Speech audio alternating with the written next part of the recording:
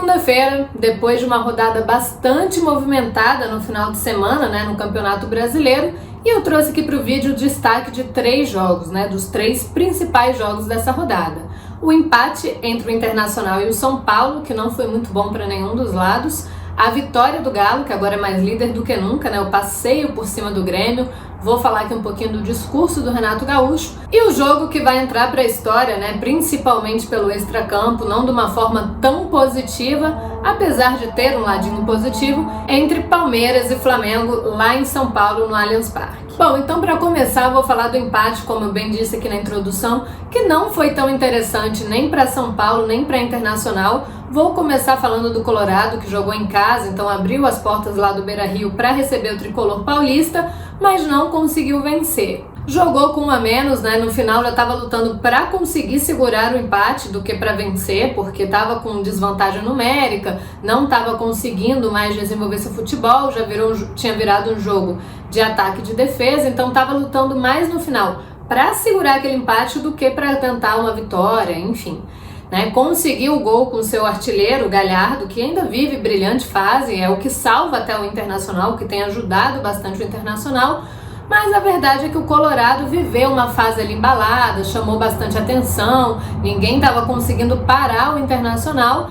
Depois de um empate com o Palmeiras, um empate com o Bahia, não encontrou mais o caminho da vitória direito, perdeu até o Grenal, mais um Grenal para a conta do Inter, pela Libertadores, é claro, agora a gente está falando de brasileiro, mas enfim, não se reencontrou com o caminho da vitória. O Kudê começa a pecar ali pela insistência, não aproveita todo o seu plantel de fato, por exemplo, o Moledo, ele não usa o Moledo, que foi um grande destaque do Internacional na temporada passada, ele utiliza muito pouco, aproveita muito pouco desse jogador, é um fato que tem irritado alguns colorados também, e aí você começa a perceber essas falhas, elas vão ficando mais evidentes a cada jogo do Internacional, e essa insistência começa também a encher o saco do torcedor, porque o Kudê de fato não consegue entregar aquilo que foi prometido, aquilo que foi até mostrado nesse momento em que o Inter viveu ali embalado, enfim. Então é um momento meio conturbado, o torcedor começa a perder a paciência, vê o Galo fazer o dever de casa, passar na liderança, e aí você começa a achar mais difícil um tropeço do Galo, então você joga ali com 2 problemas, é você reencontrar o caminho da vitória, você conseguir fazer um jogo mais consistente, ter uma fase mais consistente, mais de equilíbrio, e contar agora, com o tropeço do Galo, que vive um momento muito embalado, a gente vai até falar dele. E aí, por outro lado, nós temos também o São Paulo do Diniz, como a gente até fez um vídeo, depois da goleada sofrida pelo São Paulo, um momento dificílimo que vive na Libertadores, a gente até fala que está muito mais para uma eliminação do que para uma classificação. Claro que no futebol tudo pode acontecer, mas é um momento muito difícil para o São Paulo, que vai encontrar o River para tentar se manter vivo, no grupo da morte da Libertadores. E aí você tem esse São Paulo do Diniz, que precisa mostrar resultado, um São Paulo que precisa acordar, que precisa trazer uma confiança tanto para o técnico como para os jogadores, tanto para os torcedores também, e que aí, claro, que na teoria, você olha ali para a tabela, você olha ali para tudo, e você fala, o São Paulo vai jogar fora de casa contra um time que é vice-líder, era líder até pouco tempo atrás, o empate é um grande resultado, o empate é bom, você somou algum ponto fora de casa.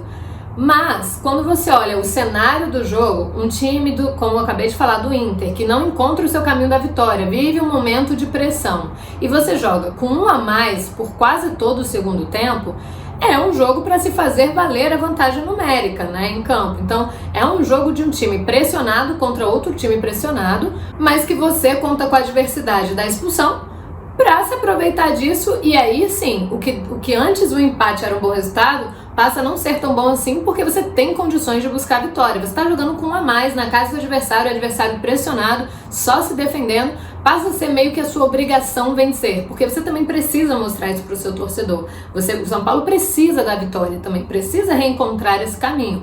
Vem de uma goleada, agora de um empate que não é tão bom assim. Mas, de fato, na partida, o São Paulo foi superior ao Inter, atacou, chegou a ter mais chances de buscar a sua vitória do que o Internacional. Ali no final do jogo ainda teve chance com o Daniel Alves, enfim, mas não conseguiu sair do 1 a 1. Diniz continua, segue pressionado. O São Paulino não ficou tão contente com essa vitória, até porque o brasileiro é o foco principal agora, até pela dificuldade da Libertadores. E aí o São Paulo não consegue valer a sua superioridade numérica e não sai do 1-1. Então é um resultado que no final não foi bom para nenhum dos dois lados. Por outro lado, você tem o Galo embaladíssimo, vivendo assim lua de mel com o seu treinador, com o Keno vivendo uma fase, gente, que não dá nem para explicar. Mais um hat-trick na conta do Keno, né? Eu até deixei de colocar ele no Cartola porque eu falei, pô, ele tinha uma média de 26 pontos, vai ser difícil ele fazer isso. Ele foi lá e superou a média de 26 pontos pro cartoleiro. Sabe como é que isso é grande coisa, né? O cara foi lá e fez mais um hat-trick, tá vivendo uma fase espetacular. Acredito que ele e Marinho são os grandes destaques desse momento em 2020. E tem Sampaoli, que é o melhor técnico da atualidade aqui no Brasil, né? Conseguiu levar o Galo de volta à liderança, agora uma liderança isolada, mais líder do que nunca. Passeou em cima do Grêmio, então não foi uma rodada boa para os times do Sul, né? A dupla Grenal não conseguiu se firmar, não conseguiu ter uma rodada positiva. E eu vou dar mais destaque para o Grêmio, porque eu quero falar do Keno, mas eu quero gravar Quero gravar um vídeo para falar do Keno, da fase do Keno, porque é espetacular e eu acho que vale você tirar mais um tempinho, uns minutinhos a mais para falar do Keno.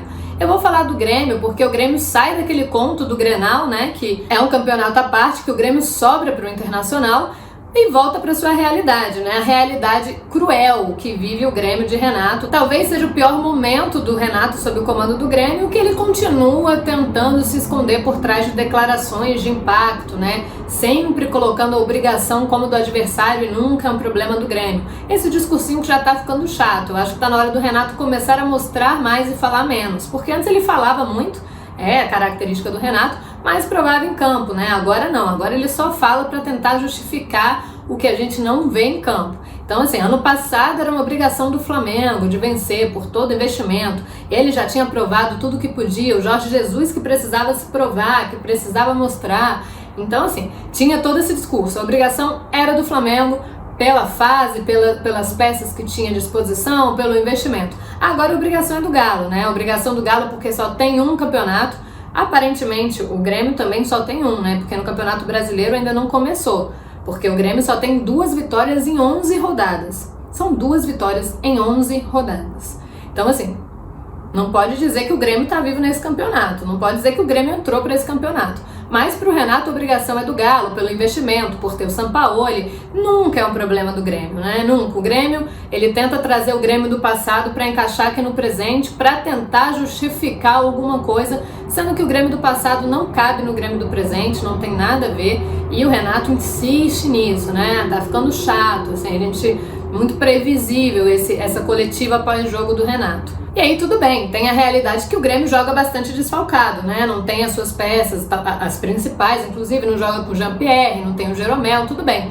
Mas tem jogadores experientes em seu plantel, sabe? O David Braz é um jogador experiente, então assim, também não justifica. Eu acho que as peças que sobram, que restam pro Grêmio, podem mostrar e fazer mais no campeonato, né? Assim, porque, por exemplo, você vai falar do Fortaleza. Qual é o investimento do Fortaleza, né? Nesse discurso do Renato? Então, você pode até usar como exemplo o Flamengo, que é o nosso próximo assunto. O Flamengo que jogou aí com 9 atletas, né, sub-20, que estava todo remendado, um time que sequer aqueceu antes do jogo e que foi superior ao Palmeiras, por exemplo. Então, dá pra fazer mais com esse Grêmio, né? Mas o Grêmio deixa a desejar, mais uma derrota feia, porque o Galo brincou, sambou, passeou, podia ter feito mais, não fez, somou os 3 pontinhos e o Grêmio amargura mais uma derrota. E agora é o jogo mais polêmico da rodada, né? O jogo que vai entrar para a história, que quando falarmos do Campeonato Brasileiro 2020, este jogo será sempre lembrado.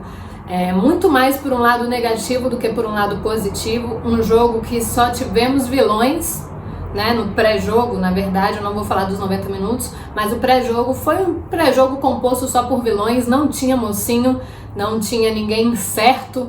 Não existia lado certo, na verdade, um jogo de liminar, um jogo que foi muito duro e muito difícil para os amantes de futebol, para todos os companheiros que trabalharam em cobertura, para a galera de mídias independentes, para as emissoras maiores. Era um jogo de muita indecisão, né? Deu 4 horas da tarde, o horário do jogo, a gente ainda não tinha um posicionamento, a gente não tinha nem o Flamengo em campo ainda também, o Palmeiras aquecendo, o Flamengo chegando no Allianz Parque, foi um time que já foi direto lá pro jogo, então uma garotada que, ia fazer sua estreia como profissional, não teve nem a chance de aquecer, entra no ônibus, sai do ônibus, vai pro estádio, não vai pro estádio, né? Tira o casaco, bota o casaco, na verdade. Um jogo muito difícil, muito cruel, em que não vimos ninguém de fato preocupado com a saúde, com a pandemia e com o coronavírus, com quem está infectado e com quem está saudável. Essa preocupação ficou em terceiro plano, não foi nem em segundo, ninguém quis falar sobre isso. Flamengo e Palmeiras foram vilões, não só eles, porque outros times nadaram nessas situações também. Tivemos o André Sanches do Corinthians tentando se aproveitar, usando o discurso de protocolo para pedir paralisação, sendo que também só está olhando para o seu próprio umbigo. Temos o presidente do Galo, que também só olha ali para os seus interesses. Então, no final das contas, era todo mundo olhando para os seus interesses, olhando para o seu umbigo. O Flamengo, que usava o discurso de que não podia entrar em campo porque tem um surto entre o seu plantel, né, entre funcionários do clube, mas que na verdade dizia que não podia entrar em campo nesse jogo e que nos outros estava apto a entrar, sendo que ainda teríamos jogadores infectados, e um Flamengo que tentou passar por cima de um protocolo que ele mesmo assinou, né? Então, uma mancha dessa diretoria do Flamengo, um posicionamento que na verdade não era uma preocupação de saúde, era uma falta de confiança no seu elenco que surpreendeu. Um Palmeiras que exigiu, que brigou para que o protocolo fosse cumprido, um protocolo assinado por todas as partes, mas que também caiu em contradição com o que o Luxemburgo pensava lá no início, porque ele falava que não dava para ter jogo com tantos jogadores infectados, que isso era uma ameaça à saúde, enfim, e que também não, em momento nenhum se prezou pela saúde, foi preocupação do Palmeiras a saúde, em momento nenhum. A preocupação era em entrar em campo contra um Flamengo mais fraco, para poder então conquistar os seus 3 pontos e cumprir o protocolo. Uma CBF que a gente sabe como é que funciona, liminares, vai ter jogo, não vai, uma decisão de última hora, realmente às 4 horas da tarde, na hora da bola rolar, que foi decidido se teríamos jogo ou não. E essa confusão nos bastidores, um sentimento de, cara, o futebol não é isso, não deveria ser isso, mas infelizmente é comum acontecer essas situações. E aí, quando a bola rola, o torcedor rubro-negro pôde ter o seu coração aquecido, esquecer um pouquinho da vergonha que protagonizou no pré-jogo, né? O torcedor do Palmeiras, por outro lado, ficou talvez com mais raiva, ficou mais envergonhado pelo que o time deixou em campo. Era um jogo relativamente, teoricamente, fácil para o Palmeiras, né? Você tem um Flamengo completamente remendado, um Flamengo que sequer treinou junto direito, um Flamengo que nem aqueceu, então era um jogo para que o Palmeiras pudesse mostrar a sua superioridade, continuasse ali, né, no embalo do invicto, enfim, mas que se fizesse o dever de casa. Você está jogando em casa também. Não vimos isso, vimos um Flamengo que, tudo bem, quase perdeu, porque o Neneca fez um milagre, mas o Flamengo que teve muito mais chance, foi muito mais perigoso, muito mais intenso do que o Palmeiras. E um Flamengo, cara, que um meio campo que nunca atuou daquela forma junto, aquelas 3 peças que são as peças titulares nunca tinham atuado juntas dessa maneira. Tivemos um Arrascaeta num dia brilhante, maravilhoso, mas eu quero dar destaque aos garotos do Ninho, né, às joias da casa, craque o Flamengo faz em casa, e ontem ficou isso mais evidente do que nunca. Uma garotada que deu sangue, que mostrou que futebol é isso, né, realização de sonhos. Vou aqui dar antes de continuar com a análise, vou dar um destaque ao discurso do Neneca, que é o goleiro, que fez uma partida maravilhosa e no final deu uma declaração emocionante que serviu para lembrar o que é o futebol e a importância do futebol nas nossas vidas, nas vidas dos atletas, né? Ele avisou lembrou que não entrava em campo há 9 meses e que perdeu o pai há 6 meses, então foi a primeira partida dele sem o pai nas arquibancadas ou pela televisão apoiando, e aí ele ganhou o prêmio de melhor jogador da partida, dedicou ao pai, dedicou à família, mostrou que quer cuidar da mãe, a sua responsabilidade, enfim, um discurso completamente emocionante depois de uma partida muito segura, uma partida incrível que mereceu destaque, ganhou parabéns do Júlio César, que é uma referência, né, para esses goleiros da base rubro-negra. E aí, todos os elogios possíveis pro Neneca e pra garotada. Ramon também, uma partida incrível, o Richard que entrou, o Guilherme Bala, enfim, essa garotada que atuou ao lado de Arrascaeta, Gerson, que foram os grandes nomes de 2019, né, foram os titulares de 2019. O Thiago Maia, que eu acredito que já tá ali entre as peças titulares, briga com o Arão, mas não tem um titular muito próprio. O Pedro também, né, de destaque, que ainda é reserva, mas que é um reserva de luxo, é um reserva experiente.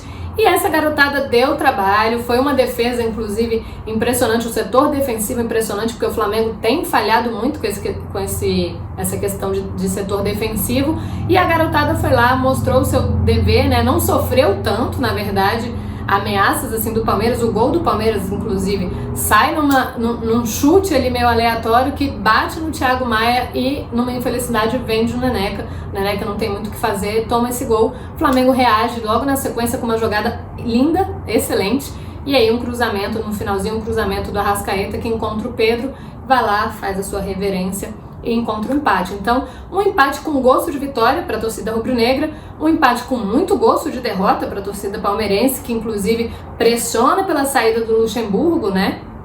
E, por outro lado, a torcida muito orgulhosa dos seus garotos, de um jogo que muita gente falava que ia ser um passeio do Palmeiras, 3-0, a própria diretoria desconfiou da qualidade desses garotos e foram lá, calaram a boca de todos os críticos e mostraram que o manto pesa, mostraram que tem qualidade. O Flamengo revela bons jogadores, ultimamente vendeu Renier, Paquetá, Vinícius Júnior, enfim, né? Teve também o Viseu que acabou saindo, voltou para o Brasil, mas enfim, o Flamengo revela bons nomes, revela grandes jogadores e não é diferente, né? Ainda tivemos o Lázaro também em campo, que é uma grande promessa, e essa garotada mostrou que tá aí, que vai dar conta do recado sempre que for preciso.